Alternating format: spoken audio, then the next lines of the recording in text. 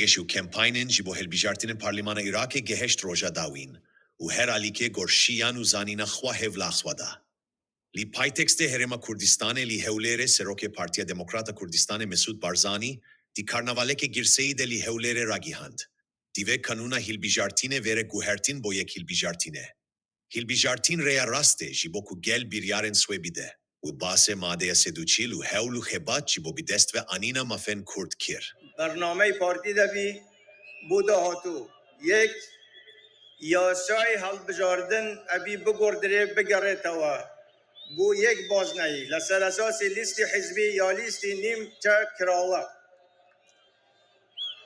بم قانونی که هیا قانونی که ناعادل قانونی که مافی همون لایک بزر دکات تنهای چند لاینی که به کیف خویان دان رشتوه لبرو ام قانونه بکل که و ناهد ماده 140 نلبیر دکره نوازی لدینین ابی جبجه بکره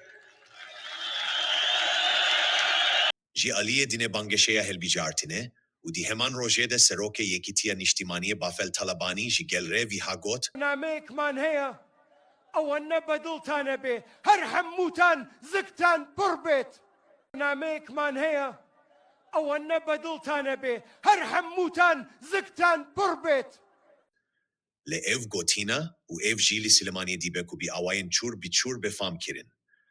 Belkî mebesta vî ewayê ku vîha bêje, bernameyekman heye ku hûn ê evkas ji kefê bistînin ku hûn ê hemî têr bibin.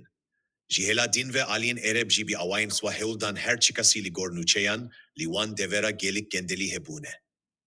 Divê navberê de Washingtonê hişyarî daye bekstaye ku eger hikûmeta piştî hilbijartinê komên girêdayî rejîma Iranê ser bikevin, Amerîka ve hikûmetê nas nake.